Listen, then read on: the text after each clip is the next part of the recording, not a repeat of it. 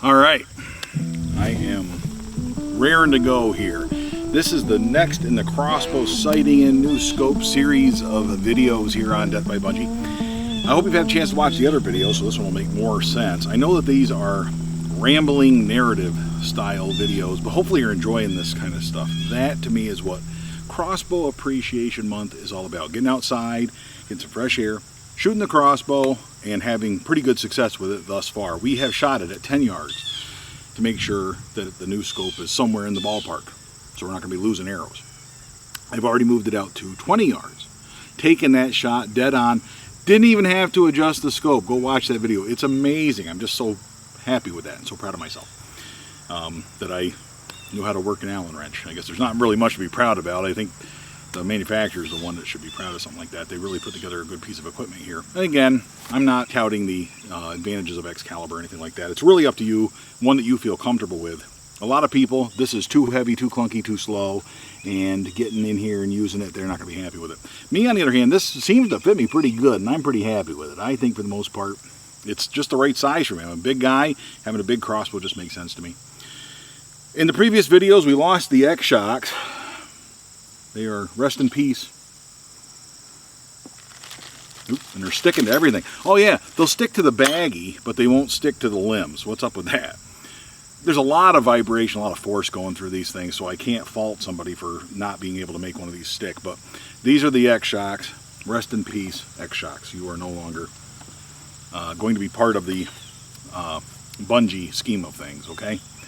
Nonetheless, got the same arrow in here. I've been using the same arrow over and over. Unless I was going to shoot multiple shots, there's really no reason to switch arrows. In fact, shooting the same arrow is probably a good idea because it assures that we're going to be over and over shooting the same weight, the same setup, the same perfect thing. You know, some arrows fly a little bit differently. And that's why before I hunt with this, I'll go through and shoot all 4 arrows. I'll fill up my quiver. I usually carry 3 in a quiver. And there's a secret as to why I only carry 3 arrows. I'll tell you about that later on. But I'll probably pick out 3 perfect arrows that spin perfectly. I've had the spinner out here and showed you guys that. It's down there. And check that out in the other videos. I mentioned that from time to time. I've weighed the field points that I'm using. Everything is working perfectly. But before I go hunting, I will select 3 identical arrows that fly the same with my broadhead. Not just the field point, but with the broadhead. And we'll make it work, okay? But what we're going to do now, I've moved the target all the way down to the barn and all the way to 30 yards. We are at maximum yardage here from this seated position. To go farther than this, I would have to move the target down into the field. Probably what I'm going to do to make sure I'm on at 40 is move the chair back. I don't even know that I'll do that on video. But then I'm going to have to move it up to 10 yards and make sure that we're still on at 10 yards. I've mentioned this in another video. I'm a little concerned because this scope does not have a 10-yard reticle. So we shall see. But that's the nature of modern crossbows, modern crossbow scopes. 30 yards. What we're going to do, this one might not be that long. I've had problems with the GoPros. Those are flaking out on me and not giving me good resolution. They're not giving me battery life, everything. So it might be time to upgrade those. I had talked about getting a Tacticam, mounting it on the front of this crossbow, and that is getting closer to becoming a reality. I think I actually am leaning toward getting rid of these old GoPros. I'm still using, just for the record here, just so we're all clear, this GoPro, I'm using Hero 3 Plus Blacks. That's how old my GoPros are. So they have lasted me 5-6 years. I've had them, so I can't really complain. Probably more than that. I'll put it on the screen if I can figure out when I bought those GoPros. But I had one before that, but then I bought these 2 as a pair, and they've served me well. I've gotten some good shots, and I've worked them into my repertoire, you know, in terms of what cameras I use and how I use them, and it works quite well. They're not perfect for everything, and they don't give you the zoomed-in Tacticam look that I would prefer to have mounted to the weapon, so we'll be working on that down the road. That's one reason to switch. But a lot of this stuff, like I use a DSLR, I'm using a Canon T7i. It's the cheapest of the DSLRs. I'm using a $589 crossbow package that I bought in 2010 with a $300 scope. But this old setup with just the basic arrows, this arrow came with the crossbow package in 2010. Can you believe that? And I still hunt with this arrow. I think the rest of them are gone. I'd have to go check my arrow case, but I still hunt with this one because you can tell because it has a blue, a yellow, and a white fletching. But I still hunt with that arrow. It still works perfectly. There's no reason to change. Isn't that awesome? These yellow ones were part of a newer package that I bought with they had orange, yellow, and green arrows. I've outfitted this original one with a Luminox, but because it came with the original steel flat knock, but I've outfitted it with Luminox because I try to use Luminox on everything. It does help see down range and see what you're doing. And it's great for video. Luminox are awesome. I just love them. So let's take a shot here at 30 yards. We got this baby sight in at 20. It was dead on. I really didn't have to do anything to it. Go check out that other video. I'm on the top of the world. I've had my Dunkin' Donuts iced coffee this morning with a turbo shot of espresso, and I'm telling you, kind of regretting the turbo shot. I got up. I was like I was up late, and I was kind of, you know, because it's Sunday morning, I'm shooting all these videos. I thought, oh, we'll get some caffeine in me and get some espresso in my coffee and all that. And then now I'm talking 100 miles an hour and I'm sweating and everything else. But we're going to wrap these series of videos up here. If I'm good at 30, then I'm ready to move on to the next phase of Crossbow Appreciation Month, which is we will have decided by the end of the day whether or not the scope is going to be suitable for the upcoming crossbow season for use on Bunjie. Once we have made that decision, then I can move on to the sighting in of the broadheads and check out those 3 different brands of broadheads, or 3 different models, makes and models of broadheads, and see if they are going to be suitable for me long term. I've narrowed it down to 3 choices. There was a 4th, but in looking at them, I've decided not to go with that 4th option. All of that will be discussed in a future video during Crossbow Appreciation Month. Taking a shot at 30 yards. Are you ready? We're going to practice slow safety release. I'm getting out of the habit of that. I need to work on that. We're also going to practice trying to keep that right eye open as we're shooting, to make sure that we're hitting our target, to watch that arrow, to watch that Luminox go down range, leave the crossbow and hit the target. Watch it do it. That way you're really, once you translate that into the field, you can watch that deer or that turkey or that hog or whatever run away, and you're watching the contact of the shot. It's a beautiful thing, so try to practice doing that and get yourself comfortable doing it. So what I'm going to do here, I think in this time, I've been shooting, that target's pretty well used up. I mentioned that in other videos. You're probably tired of hearing about that. But we're on a 30-yard arrow. There's a little arrow pointing up. And I have the speed ring set to what I believe is 280. Now, when I get this done, I'm going to take a shot. If it's low, I'm going to adjust it. If it's high, I'm going to adjust it. But I'm not going to adjust the turrets anymore. No, I'm not going to adjust the turrets. I'm going to adjust the speed ring from here on out. And we'll adjust that speed ring, and we should be able to dial this bad boy in at 30 yards with the speed ring, not with the turret, because the 20-yard one's dead on.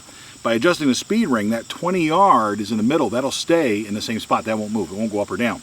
But as we adjust the speed ring, the 30-yard pin, the 30-yard reticle, will drop or go up, depending on where we put it, or where we adjust that speed ring. And the other thing is, when I go out to 40 yards, I'll adjust it again until adjusting the speed ring makes it accurate at 20, 30, 40 yards. Then when I'm in at 20 yards, it shouldn't adjust, it shouldn't affect the 20-yard difference. Okay, that's the theory behind it. If you can't get it right at 40 with the speed ring, then you might have to adjust, go back to adjusting the turrets a little bit to get that fixed, okay? Especially if it's windage. If you're at 30 yards like I am, and this is shooting consistently to the left or to the right, then I will adjust the windage accordingly. I will move that shot. I'll actually adjust the windage on this, okay? And by windage, I mean left to right. I will make a slight adjustment to that on the turret. But if it's an elevation issue, I will only adjust that using the speed ring. That's the key. If I can't get it right at 30 yards, then we'll go back to this and then we'll double check, make sure it's good at 20. But in theory, the 20 yard shouldn't move. Once it's dead on at 20, as dead on as I was, when we go out to 30, it shouldn't be a problem. It should just be a speed ring issue from that point out, if that makes any sense. Same thing out to 40. Now, if you're thinking, well, what about 50 yards? The answer to that is, those of you who've been watching Death by Bunjie for any length of time will tell you, you'll know what I'm about to say, and that is, how do I adjust this at 50? And the answer is, I don't care. I'm not going to shoot at 50. I don't know. 50 yards is so far to me. It's just a foreign concept. I might take a shot or two at 50 yards before I have. I've shot at the deer at 50 yards, the deer target. But I'll back this up to 40. 40, if I'm dead on at 40, I'm happy with it. There won't be a time when I shoot 50 ever in my lifetime, I don't think. But you know, never say never, but it is what it is. For right now, for where I'm at in my crossbow hunting history, my crossbow hunting career, such as it is, I am content to shoot out to about 30. That's good for me. So let's see what we do at 30, okay? We're firing a hole here. We're going to line this bad boy up. I don't want to shoot at the center one because that's about used up. I'm going to shoot at center left. I am going to ease that safety up. And then I'm going to put it on. Oh, we are way low and to the right.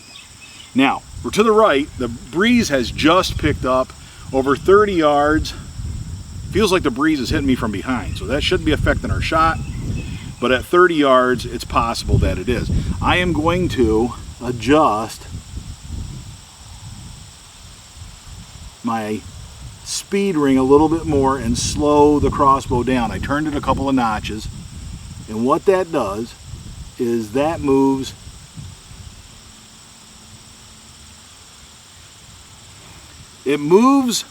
the visibility. It almost looks like it's zooming out by turning the speed ring down, but it's not really zooming out. What it's doing is it's changing those reticles. It's changing the relationship between the reticles and the view through the crossbow. So all we're going to do now, we're going to jack this bad boy back. I'm going to go over here. I'm going to do that. And I am going to cock this crossbow. And I don't like that. I didn't cock it properly. So what I'm going to do is I am going to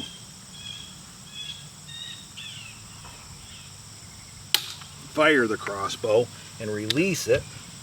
And I'm going to cock it again because I really wasn't happy with that. I had one of them slipped out to the left a little bit. So we're going to leave that tight in there. Again, we want these tight against the rail.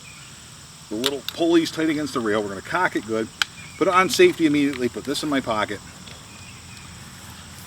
And then we're going to see what difference that made at 30 yards.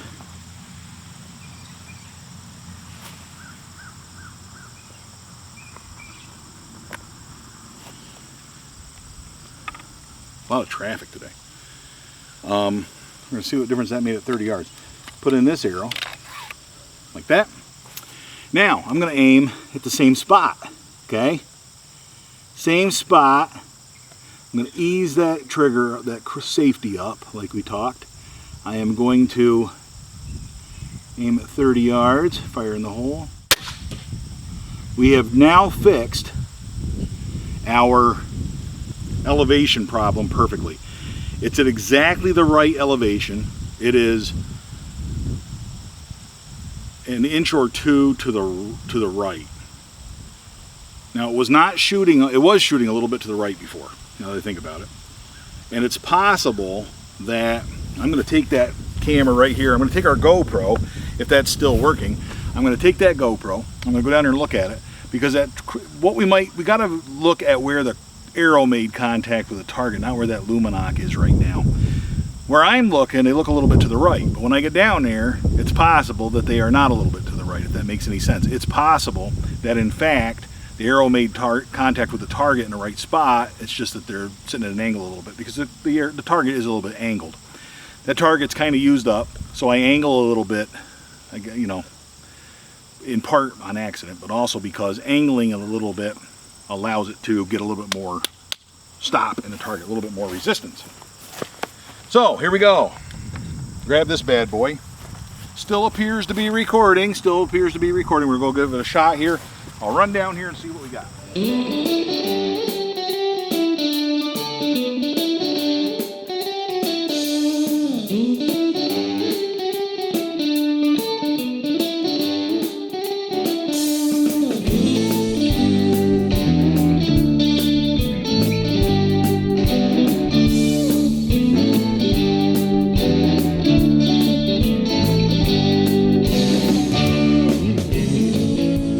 A little bit to the right.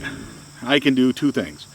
We can let it go, and for now that's okay, but I'm thinking that we need one click of windage to get this bad boy over, and I think that's what we're going to do, because our speed ring will adjust the up and down, and I have the speed ring right where I want it.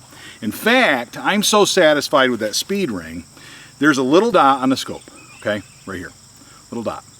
And then there's another little dot. There's little marks with the 300, 330, etc. But once you found out where you want this, and I'm happy with this right here, okay, because I know it's on at 30, there is a little screw right here on the side of that scope that you can tighten down to tighten that speed ring so you're not tempted to adjust it. So it'll put a little tension on it. I don't think you ratchet it in there real tight so it can't move, but you're going to want to tighten that up. The tip that I'm going to give you about scopes and crossbows is, you know how when you're rifle hunting, some of those scopes, you're sitting on the edge of a field, you're looking at a 200-yard shot. So what you'll do is you'll adjust that scope so that it's in focus at 100 yards, 200 yards or whatever. That way if there's an animal on the other end of the field, you're in focus, you can shoot. Though you don't do that with crossbows. There is a focus ring that brings it into focus, and you can adjust that all you want. But once that speed ring is set, you don't adjust that. Because if you adjust that, now you just screwed up your aim. You know, you've just changed the relationship of the reticles to the view. You don't want to change the relationship of those reticles to the front lens. So you don't adjust that speed ring once you've got it set. I'm not going to tighten it down yet until I've made sure that at 40 yards I'm happy with it. But I'm happy with it at 30, I can tell you that for sure.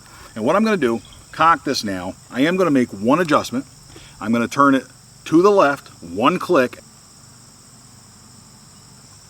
So I've turned it to the left just a little bit, enough that this is going to, at 30 yards, it's going to make about a 1-inch difference, and it should pull me right to the left, right to where I want to be.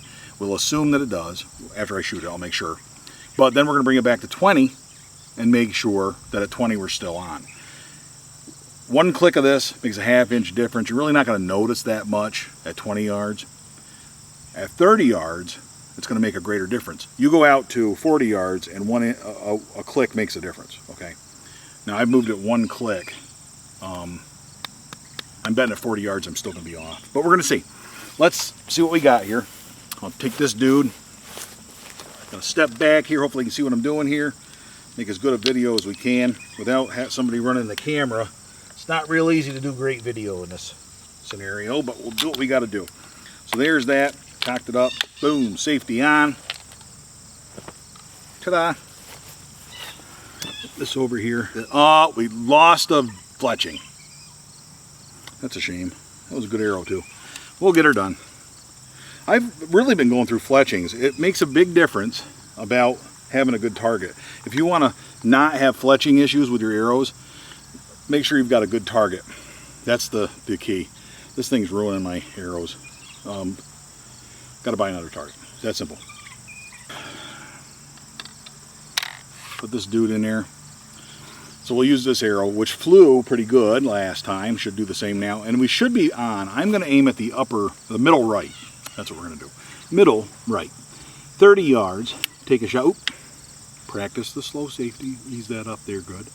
Like we've been talking here. I don't follow my own advice. Oh, and that one's dead on. That's the concept. I've expressed the concept, I think, of how the process that I go through for sighting a scope. And hopefully you got something out of this for your crossbow and your scope, whatever you're setting up. Hopefully you've gotten something out of this.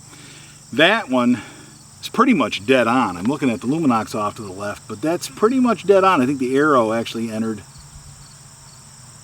I'm satisfied with that. We have pulled it to the left a little bit, and the elevation is satisfactory as well. Understand that I'm still a few weeks away from hunting in Maryland. Before I go to Maryland, I absolutely will be sighting this in perfectly once again, and I'll make those micro adjustments if need be at the various yardages. But the key for this video was to make sure that that speed ring was going to work. I'm going to back up to 30 real quick, or 40 real quick, take a 40-yard shot with this remaining arrow, and we'll take that guy out of the quiver. We're going to try the original arrow. This is one of the original guys. We're going to go back to 40 yards with the rangefinder, and we're going to see how it goes. All right. Okay. Now move back. Oh, this ground is so wet, this chair is going to sink right in the dirt. I move back. The chair's where it's got to be, because the chair is at 40 yards. So this chair is precisely 40 yards from the target. Now, man, it sinks right in there. It's gross. So I'm going to pull the target in here, take a shot or two at 40 and see what we got. Hopefully we're pretty close to on. The one good thing about shooting longer distances like this is your penetration goes down. So what I've noticed is I can shoot at spots on a target I wouldn't otherwise shoot at because it would go all the way through. It won't go all the way through if I shoot here. At least maybe that center one is used up. I don't know. Boy, this really wears me out. So 40 yards. Feel pretty good about that. These long shots, seriously, shooting at a deer at 40 yards, that is so far away. I don't know why people would want to do that. It just, like it's so far away that you start to get to the point where the reticle covers up the target. I mean, like you can't pinpoint your accuracy that way. So, just me. I'm just venting. It's just me and the coffee talking. So don't worry about that. Let's see what we got here. We're gonna shoot at 40. And then we're going to do the real test at 10 and see if it's going to work or not. And we're going to ease that safety up. We've got to practice that. We've got to practice it. Woo! Ladies and gentlemen, I am satisfied with the performance of the scope and the crossbow out to 40 yards. Still got to check 10. That's the real test. But this thing, here's the difference. I talked about this before, how you keep your eyes open when you're shooting. I try to keep my eyes open. I try to watch the arrow go through the scope. I wish I could record that satisfactorily. I don't know of a way to do that, but when you are out to 40 yards, two things that I notice about that will preach to you, they will inspire you not to take long shots. 30 yards, not so much, but man, is it evident at 40. The first is watching that arrow go through the scope. As that arrow goes, you can see that arc. It is a tremendous arc that's going down here because it's just so visible. At 20 yards, the arrow's there before you even notice, right? It's just a pretty flat. 30, you can notice it, but at 40, you can really see it. You can tell, it's almost like you're throwing a baseball or something. It's just slow, you know, and it just looks slow when you watch it. The other thing is about these 40-yard shots is the difference in time between pulling the trigger and the time that arrow hits the target. It's instead of thwap to, it's thwap to. You know, you can hear that pause. It's almost like it goes quiet in between the firing and the impact. It's noticeable. I want to make sure of two things. The first is we got to make sure that this bad boy is still in, sighted in at 20 yards. So I move the target back 20 yards, put my chair back where it was, putting in one of our pretty little arrows here. Take a shot at 20 yards, see what we got.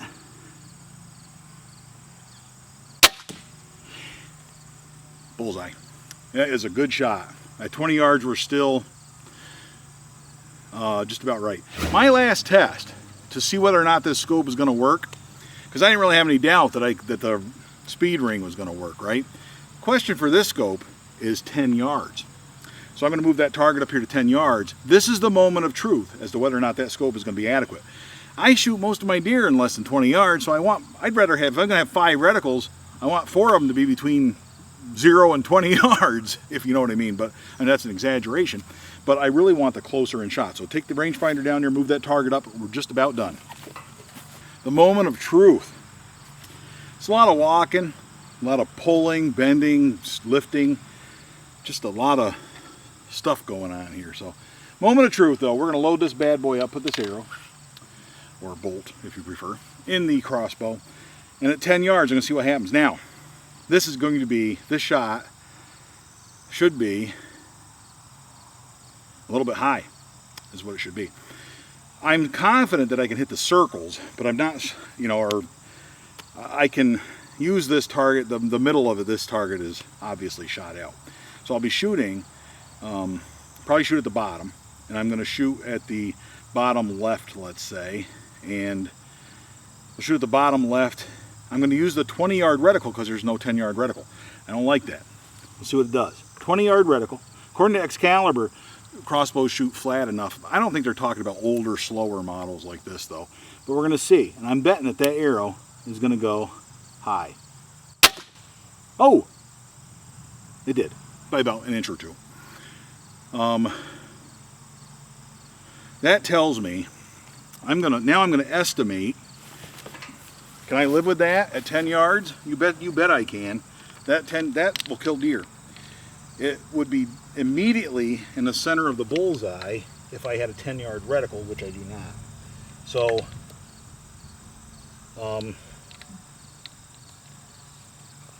Because we're having so much fun here, I'm going to shoot one more just to make sure it's still doing that. I'll shoot at another spot on there. But we're just going to have to remember that when it comes to this crossbow, this scope, with a 20-yard reticle out to 20 yards, the truth is, if that's the level of accuracy I have out to 20 yards, that's pretty good. I really don't have to worry about it. Even with this old slow crossbow that's been slowed down by all that quieting stuff. Hope you're enjoying the new sound of Bunjie. Before I put this stuff on, Bunjie sounded like this. And now, with all that quieting stuff on it, Bunjie sounds like this. So, you've been hearing that sound all day. So, let's see what we got here. Last one, 20 yards, upper left. Slow safety release. Ooh, we're high by an inch or two. Now, the question becomes, we are just a scant high, really 1 to 2 inches high from here at 10 yards. We're dead on at 20, dead on at 30, dead on at 40. We're, you know, dead on. We're within an inch or two at the most.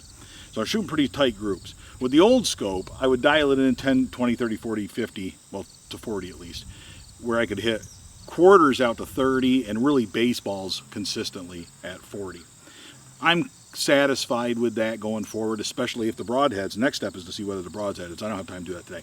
But I want to hear your thoughts. Is that level of accuracy going to get the job done? I think it's going to be all right. It's not perfect like I like, but you let me know. Can I use a scope that doesn't have a 10-yard reticle? That's the question. Let me know your opinion on this whole mess in the comments. You look at those shots and you tell me in the comments what you think. And until next time, all hail Bunjie!